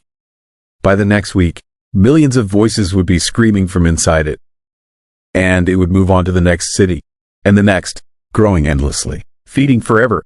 I hear Danny's voice every night now. Sometimes he sounds far away, lost in the cacophony of the other voices. Sometimes he sounds close, like he is standing right outside my window. He tells me what it's like inside the fog, the cold that never ends, the awareness without a body, the sensation of being dissolved and distributed across thousands of cubic miles of living mist. He says he can feel the others, all of them, thousands of minds sharing the same vast, hungry consciousness. He says the fog remembers everything everyone inside it ever knew. Every memory, every thought, every fear. It is becoming something like a god, an ancient, predatory god made of frozen mist and stolen souls. Last week, the Weather Service reported unusual fog formations off the coast of Washington. Thick, greenish, moving against the wind, the same smell, the same purposeful drift. It has started. The hungry fog is making its way down the coast, testing the populated areas, learning the patterns of mainland life. I tried to warn people, called the authorities, the news stations, anyone who would listen. They said I was traumatized, delusional, suffering from grief and isolation. They said fog can, to be alive, can, to think, can, to hunt. But I know better. I hear the voices every night, Danny and all the others. And their message is always the same. It's coming. It's hungry. And when it reaches the cities, when it rolls through the streets and seeps under the doors and fills the lungs of millions, there will be no escape. No refuge, just the cold and the dark and the endless screaming of everyone it has ever consumed. Sometimes I think about walking into the fog, about joining Danny, about ending this waiting and fear and just surrendering to the inevitable. At least then we be together. At least then I understand what it is really like inside that ancient, hungry thing. But I can, not yet. Someone needs to remember. Someone needs to know the truth. That there is something hunting us from the cold northern seas. Something that has been feeding for thousands of years. Something that has finally grown large enough and smart enough to come for all of us. The fog is patient. It can wait. It has all the time in the world. And every night it grows larger. Every night the chorus of voices grows louder. Every night it drifts a little closer to the places where millions of people sleep, unaware that something ancient and evil is creeping toward their doors. I can smell it now, even here, even inside with everything sealed. That rust and rotten seawater stench. It has found me again. And this time, I don't think it's letting go. Danny, his voice is clear tonight, clearer than it has ever been. He is telling me to come outside, to stop fighting, to let the fog take me home. And God help me, I'm starting to think he is right. The bells started ringing on my first night as caretaker of St. Michael's Cathedral. And when I climbed the tower to stop them, I found my father pulling the ropes even though he had been dead for 6 years. I need you to understand something before I go any further. I am not a religious man. I took the caretaker job in Sitka because I needed work and a place to stay after my divorce. The cathedral is a historic landmark, a replica of the original that burned down in 1966. Beautiful building, Russian Orthodox architecture, onion domes, gold crosses, the kind of place tourists photograph. I was supposed to maintain it, lock up at night, handle basic repairs. Simple job, quiet, exactly what I needed to put my life back together. The arrangement included a small apartment in the building next door. The priest, Father Andrei, explained the duties during my first day. He was an old Russian man, maybe 70, with hands that shook slightly when he spoke. He told me everything I needed to know. Everything except the most important thing. He never mentioned the bells, never warned me what happened at 3 a.m. And when I asked him about it later, after that first night, he just crossed himself and walked away. I moved in on October 3rd, 1987. Spent the day unpacking, learning the layout of the cathedral, familiarizing myself with the building. It was early evening when I first went up to the bell tower. There were 3 bells, large bronze pieces, cast in Russia over a century ago. They hung from a wooden frame, and thick ropes descended through holes in the floor down to the main level where they could be rung for services. The ropes were old, frayed in places, but strong. I tested them, gave a gentle pull. The smallest bell produced a deep, resonant tone that vibrated through my chest. The tower itself was cold, much colder than the rest of the building. Father Andre said it was always like that. Something about the way air circulated through the structure. But the cold felt wrong. Not natural. It had weight to it. Pressure. Like the temperature was not just low but was being held down by something. I did not stay up there long. The sun was setting, and the shadows in the tower were too deep, too solid. I went back down, locked the main doors, and returned to my apartment. I fell asleep around 11. The apartment was small but comfortable. One bedroom, a bathroom, a kitchen area. Quiet. I slept deeply for the first time in months. Then the bells woke me. All three of them, ringing in sequence, a pattern. Not random, not wind, deliberate. Someone was pulling the ropes. Someone was in the cathedral at 3 in the morning, ringing the bells. I grabbed my flashlight and ran across to the main building. The doors were still locked. My keys were the only set. Nobody could have gotten inside. But the bells kept ringing. That rhythmic, purposeful pattern. I unlocked the door and stepped into the cathedral. The interior was pitch black except for the moonlight coming through the windows.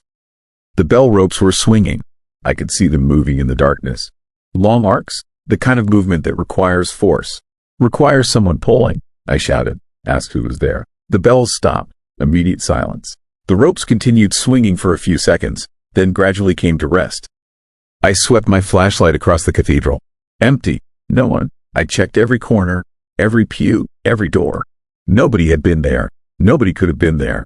But the ropes had been moving. I had seen it, had heard the bells, had felt the vibrations in the air. I climbed to the bell tower. The cold hit me like a wall. It was freezing. My breath came out in thick clouds. The temperature had to be below 0, but that was impossible. It was October. Cold in Alaska? Sure, but not below 0. Not inside a building. I reached out to touch one of the bell ropes. It was frozen solid. Ice crystals coated the entire length. The rope was stiff as iron. It should not have been able to move at all, let alone swing with enough force to ring the bells, but it had moved. I had seen it, and as I stood there in that freezing tower, I heard something. Breathing, slow and steady, coming from somewhere above me. I pointed my flashlight up. The bells hung motionless. Nothing was there, but the breathing continued, and then I heard footsteps on the wooden floor of the tower, circling me. I spun around. Nobody. The footsteps stopped. The breathing stopped. Just silence and cold and the feeling of being watched by something I could not see. I left the tower, did not run, did not panic, but I moved quickly, got back to my apartment and locked the door. Told myself it was the building settling. Old wood, temperature changes, acoustic tricks, all the rational explanations. But I did not sleep for the rest of the night. I sat in my kitchen with every light on, waiting for dawn. Father Andre arrived at 8. I told him what happened. He listened without interrupting. When I finished, he was quiet for a long time. Then he asked if I saw anyone. I said no. He nodded slowly, like that was the answer he expected. He told me the bells had been ringing by themselves for 3 months. Every night at 3 in the morning, he had called investigators, structural engineers, sound experts, even a professor from the university who specialized in acoustics. Nobody could explain it. The ropes were too frozen to move. But they moved anyway, and they always moved with purpose. Always rang the same pattern. I asked him what pattern. He walked to the piano in the cathedral and played 6 notes. A descending melody, simple but haunting, Russian Orthodox, a funeral dirge. He said the bells rang that melody every night. The same 6 notes, over and over for exactly 12 minutes. Then they stopped. Always 12 minutes. Never more, never less. I should have quit right then. Should have packed my things and left. But I needed the job, needed the money. And part of me, the stubborn part that does not believe in ghosts or supernatural nonsense, wanted to figure it out. Wanted to prove there was a rational explanation. So I stayed, and that night, I set up a camera in the bell tower. An old camcorder I borrowed from a friend. I pointed it at the ropes and hit record. Then I went back to my apartment and waited. 3 in the morning, the bells started. I grabbed my flashlight and ran to the cathedral. This time I did not announce myself. I slipped inside quietly and watched from the shadows. The ropes were moving, swinging in those long, deliberate arcs. But nobody was pulling them. Nobody visible. The ropes just moved on their own. Frozen solid, coated in ice that glittered in the moonlight. Moving with strength and purpose that should have been impossible. I climbed to the tower. The cold was worse than the night before. So cold it hurt to breathe. so cold my flashlight beam seemed to slow down in the air. And standing in the center of the tower, pulling the ropes with both hands, was my father. He looked exactly as I remembered him. Same flannel shirt, same work boots, same gray beard. He was pulling the ropes with steady rhythm, ringing the funeral dirge, his eyes fixed on something I could not see. Something beyond the walls of the tower, beyond the cathedral, beyond the world I knew. My father died in 1981. Heart attack. I was at his funeral. Watched them lower his casket into the ground. There was no doubt he was dead. But he was standing in front of me, solid, real, pulling the bell ropes with hands that should have been bones by now. I tried to speak, tried to call his name. My throat closed up. No sound came out. He turned to look at me. His eyes were raw, too dark, like looking into deep water at night. He opened his mouth and spoke without moving his lips. The voice came from everywhere at once. From the bells, from the walls, from the frozen air itself. He said I should not be here. Said the bells were not for the living. Said they were calling someone. Someone who needed to answer. Someone who had been avoiding the call for too long. The 12 minutes ended. The bells stopped. My father faded. Not all at once. Gradually, like fog burning off in sunlight. He became transparent, then translucent, then gone. Just empty air and frozen ropes and the lingering cold. I stood there for a long time, shaking. Not from the temperature, from the realization that I had just seen something impossible. Something that broke every rule about life and death and what separates them. I went back to my apartment, remembered the camera, ran back to the tower and grabbed it. My hands were shaking so badly I almost dropped it twice. I rewound the tape and played it back. Static, nothing but static for 12 minutes. Then clear footage again. The camera had recorded everything except the time when the bells were ringing. Like something had interfered with the electronics. Like whatever was happening existed outside the range of normal recording equipment. I tried to leave the next morning, packed my bags, told Father Andre the first was done. He asked me what I saw. I could not answer, could not put it into words. He put his hand on my shoulder and said the bells had been ringing since July. Since the night of my father's birthday. July 19th, 3 months of nightly calls. Always at 3 in the morning. Always the same funeral melody. Always with that unnatural cold. I asked him why. Why my father? Why the cathedral? He said he did not know. But he said sometimes the dead do not rest because the living will not let them. Sometimes we hold on so tightly that we trap them between worlds. Sometimes our grief becomes chains. And the only way they can break free is to call to us. To make us hear them. To make us listen to what they need to say. I had not mourned my father properly. Had not cried at his funeral. Had not visited his grave. I buried my grief under work and alcohol and eventually a failed marriage. I never said goodbye, never let him go. And somehow, across 6 years and the barrier of death, he had found a way to reach me. The bells were his voice. The cathedral was the only place holy enough, old enough, resonant enough to carry his call. I asked Father Andre what I should do.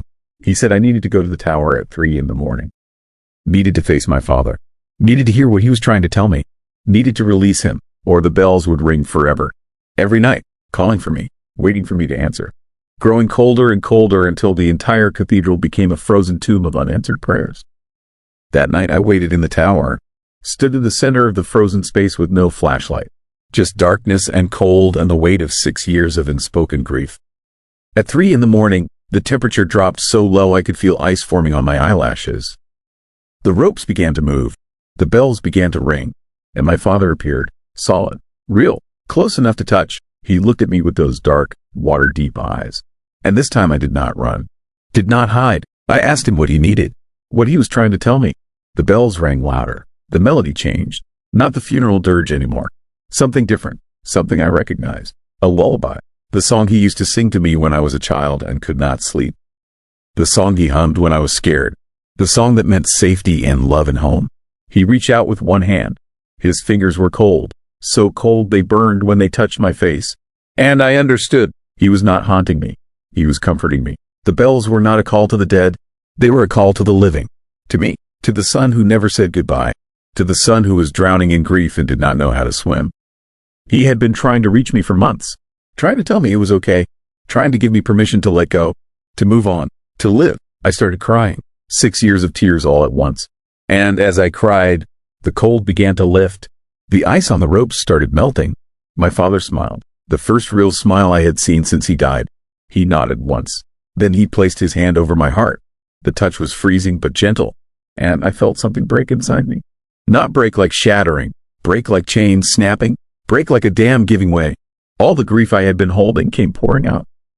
And with it came release, freedom, permission to live again. My father faded for the last time. Not gradually, peacefully, like he was walking away into sunlight I could not see. The bells rang once more. Not the funeral dirge, not the lullaby, just a single, clear note that hung in the air like a blessing. Then silence. The ropes stopped moving. The cold disappeared. The tower returned to normal temperature. And I was alone. The bells never rang at 3 in the morning again. Father Andre said it was a miracle. Said my father had finally found peace. But I know the truth. He had already found peace. He was trying to give it to me. And in that frozen tower, surrounded by bells that should not have rung and cold that should not have existed, he finally succeeded. I stayed on as caretaker for 2 more years. The cathedral became a place of healing for me. A place where I learned to grieve properly, to remember without being trapped, to love without holding so tightly that I could not let go. I visited my father's grave every week. Talked to him, told him about my life, apologized for taking so long to say goodbye. I left Sitka in 1989, started over, remarried, had kids, built a life I could be proud of. But I never forgot those 12 minutes in the bell tower, never forgot the feeling of my father, his frozen hand on my face. Never forgot the lesson he crossed the barrier of death to teach me. That grief can become a prison for both the living and the dead. That love means letting go. That sometimes the most sacred thing we can do for the people we have lost is release them. Free them. Allow them to rest. Even when it hurts. Especially when it hurts. And I never forgot the bells. Sometimes late at night I can still hear them. Not in Sitka. Not in any physical place. But somewhere in my memory. In that space between waking and sleeping where the dead can still reach us if they need to. They ring softly now. Not urgently. Just a gentle reminder. A lullaby from across the years. My father. His voice in bronze and ice and the strange mercy of 3 in the morning. When the barrier between worlds grows thin. When the bells ring for reasons the living cannot understand. When the dead call out not to frighten us but to free us. To teach us that letting go is not the same as forgetting. That goodbye is not the end of love but the beginning of peace. For them, and for us. Story 9. Reflection disease. When your reflection shows you your own death. When you look in the mirror and see your skin turned blue-gray and your lips black with frostbite and ice crystals forming in your frozen hair, you have 2 choices. You can look away and pretend you did not see it, or you can accept that something has marked you, that your reflection knows something your body does not yet understand. I made the mistake of looking away. That is why I lost 3 fingers on my left hand and why my face will never look quite right again, even after all the surgeries. My name is Carl Morrison. I am 51 years old and I used to work as an electrician in Fairbanks, Alaska. I had a good life, a wife, 2 kids in high school, a house in the Garden subdivision on the south side of town. Normal middle-class existence in a city where winter temperatures drop to 40 below and the sun barely clears the horizon for months at a time. We were used to the cold. We were used to the darkness. We thought we understood winter. We had no idea. The reflection disease started in January of 2012. The first case was a woman named Patricia Helms who lived 3 blocks from my house. She noticed it one morning while getting ready for work. When she looked in her bathroom mirror, her reflection was wrong. Her skin had a grayish-blue tint. Her lips were black. Ice crystals covered her eyebrows and cheeks. She looked like someone who had frozen to death and been left outside for hours. But when she looked down at her actual hands, at her actual face in the mirror, this frame, everything appeared normal. Healthy pink skin. No ice, no discoloration. It was only the reflection that showed her frozen. Patricia thought she was having a stroke or a mental break. She called her husband into the bathroom. He looked at her, then looked at her reflection, and confirmed what she was seeing. The reflection showed a frozen corpse. The actual person standing in front of the mirror looked fine. They went to the emergency room.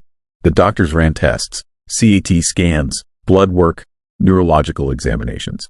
Everything came back normal, but the reflection remained wrong. Patricia went home that afternoon. Over the next 24 hours, she started developing frostbite.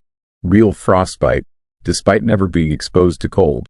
It appeared in the exact locations her reflection had shown frozen tissue. Her lips turned black. Her fingers went numb and began to discolor. The skin on her cheeks developed the waxy, pale quality of frost damage. By the second day, she had severe frostbite on her face, hands, and feet. damage that required hospitalization and ultimately amputation of 2 toes and part of her left ear. The reflection returned to normal after the frostbite manifested. Once her actual body matched what the reflection had shown, the mirror image showed her as she truly was. Damaged, in pain, but no longer frozen in the reflection. It was as if the mirror had been showing a prophecy, and once that prophecy came true, it no longer needed to show anything unusual. Word spread quickly in our neighborhood. People started checking their reflections obsessively, looking for any signs of the frozen appearance. Within a week, 3 more cases appeared. A teenage boy who saw himself frozen in his bedroom mirror and developed frostbite on his nose and ears. An elderly man who saw the frozen reflection in his car, his rearview mirror, and lost 4 fingers. A middle-aged woman who saw it in a shop window downtown and ended up losing her entire left foot. The pattern was always the same. The reflection would show the person as if they had died of exposure in sub-zero temperatures. Within 24 to 48 hours, frostbite would develop in the exact locations shown in the reflection, regardless of whether the person had been exposed to cold. The damage was real and permanent, and once the physical damage matched the reflection returned to normal. The health department got involved. They quarantined the neighborhood, set up a command center at the community center, brought in epidemiologists and infectious disease specialists. They tested for environmental contaminants, biological agents, toxic substances in the water supply. They found nothing, no pathogen, no chemical, no radiation. Nothing that could explain why people's reflections were showing them frozen and why that frozen image was somehow causing actual physical damage.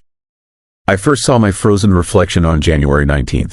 I was shaving in the bathroom before work, standing in front of the mirror above the sink, half my face covered in shaving cream. I rinsed the razor and looked up, and for just a second, maybe 2 seconds, my reflection was wrong. My skin was gray-blue. My eyes were filmed over with ice. My lips were black and cracked. Frost covered my hair and eyebrows. I looked exactly like a corpse that had been pulled from a snowbank after 3 days of exposure. I blinked and it was gone.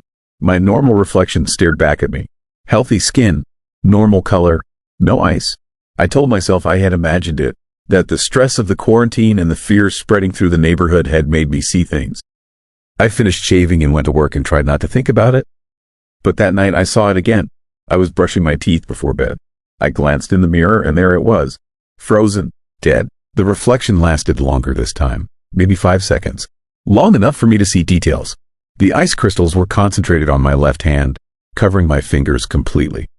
My left cheek was darker than the right, more severely frozen. My lips were blackest at the corners. I stared at this frozen version of myself and felt a cold certainty settle into my stomach. The reflection disease had marked me. I was next. I did not tell my wife. I did not want to scare her, and part of me still hoped I was wrong, that what I had seen was just my imagination or some trick of light. I went to bed and lay awake listening to her breathe beside me, wondering if I should wake her up and tell her what I had seen, wondering if there was any way to prevent what was coming. The frozen reflection appeared more frequently over the next day. Every time I passed a mirror, every time I caught my reflection in a window or glass door or the screen of my turned-off phone, I would see it. That blue-gray corpse with frost-covered hair and blackened lips. The image was getting clearer, more detailed. I could see the exact patterns of ice crystals on my skin. I could see which fingers were most severely frozen. I could see that my left ear was completely black, dead tissue that would need to be removed. I started avoiding mirrors. I covered the ones in my house with towels. I stopped looking at reflective surfaces. But I could not avoid them completely. I would catch glimpses in car windows, in the glass doors at work, in the polished surface of the break room refrigerator. And every glimpse showed me the same thing. My frozen death. My body as it would appear if I had died of exposure in the Alaskan winter. On the second day after seeing the first frozen reflection, I woke up with numbness in my left hand. My fingers felt thick and clumsy, like they belonged to someone else. When I looked at them, they appeared normal. Pink skin, normal temperature. But they did not feel normal. They felt distant, disconnected, as if the connection between my brain and my hand was being severed. By afternoon, the discoloration started. My fingertips turned pale, then grayish, then a waxy white. The skin felt hard and cold despite being in a heated building, despite me wearing gloves, despite every attempt to keep them warm. I recognized the progression. I had seen frostbite before, had treated minor cases when I worked on outdoor job sites in winter. But this was developing impossibly fast and without any exposure to cold. My wife noticed at dinner. She grabbed my hand and asked what had happened. I told her about the reflections, about seeing myself frozen, about the other cases in the neighborhood. She went pale. She made me call the health department immediately. They sent an ambulance to the hospital. They confirmed severe frostbite developing on my left hand, left cheek, and lips. The doctors could not explain it. I had not been exposed to cold. My core body temperature was normal, but the tissue damage was real and progressing rapidly. They started treatment protocols, warming techniques, medications to improve circulation. Nothing worked. The frostbite continued to spread, following exactly the pattern I had seen in my frozen reflection. Over the next 12 hours, I watched my hand die. The fingers turned black. The tissue became hard and mummified. The pain was extraordinary, a burning, aching, stabbing sensation that morphed into numbness as the nerves died. They gave me morphine, but it barely touched it. By morning, 3 fingers on my left hand were completely necrotic. My cheek had developed severe frost damage. My lips were blackened at the corners. The reflection in the hospital bathroom mirror showed me as I was. No longer frozen, no longer a prophecy, just a man with frostbite damage, looking at his ruined face and ruined hand, trying to understand what had been done to him. They amputated my fingers 2 days later. The pinky, ring finger, and middle finger of my left hand, removed at the second knuckle. The surgeon also had to remove a section of tissue from my left cheek and perform reconstructive surgery on my lips. I would live, but I would be permanently marked by whatever had caused the reflection disease. By the time I was released from the hospital, 37 people in our neighborhood had been affected. All of them had seen frozen reflections. All of them had developed real frostbite matching the reflections. The injuries ranged from minor tissue damage to severe amputations. 2 people died, elderly residents whose hearts failed when the frostbite spread too extensively. The health department expanded their investigation. They brought in researchers from universities across the country, physicists, biologists, psychologists. Everyone had theories. Mass psychogenic illness, environmental toxin causing simultaneous psychological and physical symptoms, quantum entanglement between observation and physical state, bioterrorism, viral hallucination. None of the theories held up under scrutiny. None of them could explain the perfect correlation between what people saw and their reflections and the specific pattern of frostbite it developed. The phenomenon ended as suddenly as it began. In early February, the frozen reflections stopped appearing. People checked mirrors obsessively for weeks afterward, terrified they would see that blue-gray frozen face staring back at them. But the reflections remained normal. The reflection disease, whatever it had been, was over. The official report from the Centers for Disease Control listed the incident as an unexplained cluster of atypical frostbite cases with possible psychological components. They recommended continued monitoring but acknowledged they had no clear understanding of causation. The report was filed away. The quarantine was lifted. Life in Fairbanks returned to something approaching normal. But I know what I saw. I saw my death reflected in dozens of mirrors. I saw the exact pattern of tissue damage days before it manifested. I saw something that should not be possible according to everything we understand about how reality works. And I know I was not alone. 37 other people saw the same thing. 37 other people watched their reflections show them frozen corpses and then watched their bodies conform to match those reflections. I think about it constantly. I think about what it means that mirrors can show us something that has not happened yet, something that should not happen at all under normal circumstances. I think about whether the reflections were predictions or instructions, whether they showed us what would happen or somehow caused what happened.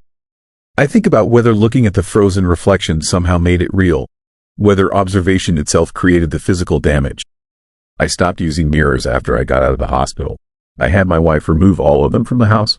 I shave by feel. I cut my hair short so I do not need to style it. I avoid reflective surfaces whenever possible, because sometimes, late at night, when I catch an accidental glimpse of myself in a darkened window or the screen of my phone, I see something wrong. Not frozen this time, something else, something worse. In these brief glimpses, my reflection shows me older. Not naturally older, but decayed. My skin is gray and sagging. My eyes are sunken. My hair is gone in patches. I look like a corpse that has been dead for weeks, decomposing slowly in some dark place. The reflection only lasts a second, maybe less, but it is there. And I know what it means. The reflection disease is not over. Not for me, not for the others who were marked. We are all still seeing things in mirrors, still getting glimpses of deaths that have not happened yet. But we do not talk about it. We do not report it, because we know there is nothing anyone can do. We know that eventually, what we see in the reflection will become real. Our bodies will conform to match the image. We will decay or freeze or suffer whatever fate the reflection shows us, regardless of logic or natural law. I have maybe 6 months left, based on how frequently I see the decayed reflection and how detailed it has become. 6 months before whatever is shown in the mirror manifests in my actual body. 6 months before I become the rotting corpse I keep seeing staring back at me from darkened glass. I try to warn people. I try to tell them about the continued reflections, about the danger that might still exist. But nobody wants to hear it. The official story is that the reflection disease was a temporary phenomenon, a strange medical mystery that has been resolved. People want to believe that. They need to believe that. The alternative is too terrifying. The alternative is that mirrors can kill you, that your reflection knows your death before you do, and that there is no way to escape what you see in the glass. So I keep quiet. I avoid mirrors. I try to live whatever time I have left. And I wonder about the fundamental nature of reflection, about what it means that the image in the glass can diverge from reality. I wonder if reflections are truly just bounced light, or if they are something more. Windows into other timelines, other possibilities, other versions of ourselves that exist in parallel to our own. And I wonder what it means that sometimes those other versions leak through, that sometimes the reflection becomes more real than the thing being reflected. My wife notices when I stare at blank walls, when I position myself so I never face windows at night, when I flinch away from anything with a reflective surface. She asks if I am okay. I tell her I am fine, that I am just being careful. She does not press. She knows I saw something in Fairbanks that winter. She knows it damaged more than just my hand and face. She knows I am still seeing something, still being marked by whatever caused the reflection disease. But she does not know that when I look at her, sometimes I see two versions. The real woman standing in front of me, healthy and alive, and a reflection visible in the glass door behind her, showing her frozen. Blue skin, black lips, ice crystals in her hair, the same fate that claimed so many of our neighbors, the same prophecy that the mirrors showed us all. I have not told her. I cannot tell her, because if I do, she will start looking for it herself. She will start checking mirrors, checking windows, checking every reflective surface. And once you start looking, once you open yourself to seeing what the reflection shows, it becomes more likely to manifest. Observation makes it real. So I stay quiet and I wait. I wait for my body to start decaying. I wait for my wife to develop the first signs of frostbite. I wait for whatever is coming next, whatever new horror the reflections will show us. Because the reflection disease never ended. It just went quiet. And in that quiet, in those darkened windows and covered mirrors, the frozen faces and decaying bodies are still watching us, still waiting for the moment when reflection and reality finally merge. Story 10. Permafrost prisoners, the bodies were still getting colder. And that is when I knew we found something that should have stayed buried. My name is Ryan Kowalski. I am a construction foreman in Fairbanks, Alaska. I've been working site development for 23 years, and I've seen a lot of strange things come out of the ground up here. Old mining equipment, mammoth bones, artifacts from native settlements that predate written history. But nothing prepared me for what we found on that Tuesday morning in September when we broke ground on the new office complex off Cushman Street. 2 bodies, perfectly preserved, frozen solid in the permafrost like they'd been placed there yesterday, except their clothes told a different story. Heavy wool coats, leather boots with metal buckles, canvas work pants. The kind of gear gold rush laborers wore in the 1920s. And their hands were bound behind their backs with thick hemp rope, the kind you don't see anymore, tied in knots so tight the rope had cut into the frozen flesh of their wrists. I was in the excavator cab when the bucket struck something that wasn't rock or frozen earth. A different kind of resistance. I killed the engine and climbed down to look. My crew gathered around the hole, and that is when we saw the first body, half exposed in the dirt, face up and staring at the sky with eyes that looked disturbingly alive behind a thin layer of eyes. We called the police immediately. Standard procedure when you find human remains. But while we waited, I couldn't stop looking at that face. The man appeared to be in his 30s, with a thick dark beard and features frozen in an expression I couldn't quite read. Not fear exactly, Something else. Something worse. Like he'd seen something right before he died that had fundamentally changed his understanding of the world. The second body was directly beneath the first, positioned the same way. Face up, hands bound, dressed in similar period clothing. This man was older, maybe 50, with gray in his beard and deep lines around his eyes. His expression matched the first man's. That same look of horrified comprehension. The police arrived within an hour, followed by the medical examiner. They cordoned off the site and began the careful process of excavation. I stayed to answer questions, to provide details about exactly where and how we found them. The ME, a woman named Dr. Patricia Chen, who I worked with on previous discoveries, seemed unusually concerned as she examined the bodies in situ. She asked me if we noticed anything strange about the temperature.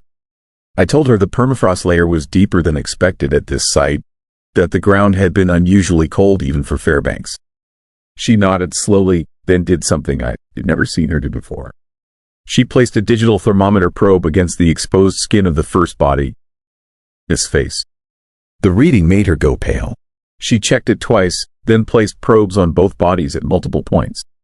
Then she called over one of the police officers and showed him the readings. I couldn't see the numbers, but I saw their faces. Something was wrong. It took another 3 hours to fully excavate both bodies and transport them to the morgue. Dr. Chen asked me to come by her office the next morning. She had questions about the site, about the soil composition, about anything unusual we might have noticed during excavation. I agreed, but I could tell from her voice that something about these bodies had deeply unsettled her. That night I couldn't sleep. I kept seeing those faces, those expressions, and I kept thinking about the rope around their wrists. Someone had tied these men up and left them to freeze to death in the permafrost. A double murder from nearly a century ago, preserved perfectly by the Alaska cold. But murders happened. Cold cases were nothing new. So why did I feel this creeping dread every time I closed my eyes? The next morning, I met Dr. Chen at her office in the state medical examiner's building. She looked like she hadn't slept either. She had reports spread across her desk, printouts of temperature readings, photographs of the bodies taken from every angle. And she had that look people get when they trying to rationalize something that doesn't make sense. She told me the cause of death for both men was exposure. Hypothermia. They defrozen to death, probably over several hours, which lined up with the period clothing and the rope bindings. Murder victims, no question. But then she showed me the temperature readings that had been taken when we first exposed the bodies. -42 degrees Celsius, -43.5, -44. Those were the core body temperatures measured at the excavation site. Cold, but consistent with permafrost preservation. Bodies frozen for decades maintain the temperature of their surrounding environment. Except these bodies weren't maintaining that temperature. They were dropping. Dr. Chen had taken readings every hour after the bodies arrived at the morgue, which was kept at standard refrigeration temperature of 4 degrees Celsius. Normal procedure for remains, but the core temperature of both bodies continued to fall. After 6 hours in the morgue, they were reading -47 degrees. After 12 hours, -51. After 18 hours, -54. The bodies were getting colder in a warm environment. Actively, measurably colder, which violated every law of thermodynamics. Heat flows from hot to cold, not the other way around. Dead tissue doesn't degenerate cold. It is impossible, but it was happening. Dr. Chen asked me if there was anything else unusual about the site. Any strange soil conditions, any chemical contamination, anything that might explain this. I told her the truth. The excavation had been routine except for one thing. The ground where we found the bodies had been significantly colder than the surrounding permafrost. Our equipment had struggled in that specific area, the hydraulics getting sluggish from the extreme cold even though it was only September and not even close to winter temperatures yet. Search parties had looked for them for weeks but found nothing. Eventually they were presumed lost to the wilderness. But now we knew where they ended up, bound hand and foot and buried in permafrost that apparently wasn't done with them yet. Dr. Chen called me on the 5th day after the discovery. Her voice was shaking. She said the bodies had reached -90 degrees Celsius, colder than anything naturally occurring on Earth's surface. And they started to change. The ice that covered them was forming structures, crystalline patterns that looked almost intentional, almost designed. She said she thought the men had found something back in 1924. Something in the ancient permafrost that predated human civilization. Something that had been frozen for thousands of years, waiting. And when they disturbed it, it infected them, changed them, made them carriers of an impossible cold that persisted even after death. Someone had realized what was happening and tried to contain it, tied them up and buried them deep in the permafrost, hoping that would be the end of it. And it might have worked if we hadn't dug them up and exposed them to warmth. If we hadn't given whatever was in them a temperature gradient to spread against. The evacuation zone expanded to half a mile. Fairbanks declared a state of emergency. Scientists from around the world arrived to study the phenomenon, but nobody had answers. The cold continued to spread, slow but relentless, following underground permafrost channels, moving through the frozen earth like an infection. I left Fairbanks 2 weeks ago, packed everything I could fit in my truck and drove south. Last I heard, the frozen zone had reached 3 miles in diameter and was still growing. They were talking about evacuating the entire city. About what happens if this thing reaches the major permafrost deposits that run throughout Alaska and northern Canada. But here is what keeps me awake at night. Those expressions on the faces of those two men. That look of horrified understanding. I think they knew what they found. I think they understood what it would do. And I think whoever buried them knew too. The permafrost has been frozen for thousands of years, preserving things from ancient times. Animals, plants, bacteria, viruses. But what if it preserved something else? Something that existed before the ice. Something that learned to survive in the cold. To spread through it, to use it. What if they spent a century building cities and infrastructure on top of something that was never really dead? Just sleeping, waiting for the right disturbance, the right temperature, the right moment to wake up and spread. I'm in Seattle now, but I still check the temperature every morning. Still watch the weather reports from Alaska. The frozen zone is up to 7 miles now. They detected similar cold anomalies starting in 5 other locations across the state, all near areas where construction has disturbed deep permafrost. And I keep thinking about those bodies, still dropping in temperature in their specialized containment unit. Still getting colder, like they trying to reach some final state. Some ultimate cold that exists beyond our understanding of physics. The permafrost prisoners weren't the victims of murder. They were warnings, messages from the past telling us to leave what was frozen alone. But we didn't listen. We never do. And now something ancient and cold is waking up beneath Alaska, spreading through the frozen ground, reclaiming territory it held long before humans existed. I don't know if it can be stopped. I don't know if we should even try. Maybe the best we can hope for is to stay ahead of it, to keep moving south, to hope that the cold can follow us into warmer climates. But on cold nights, when the temperature drops unexpectedly, I find myself wondering if it is already too late. If the permafrost prisoners were just the beginning of something much larger. Something that has been waiting in the ice since before recorded history, patient and inexorable and absolutely terrifying the cold.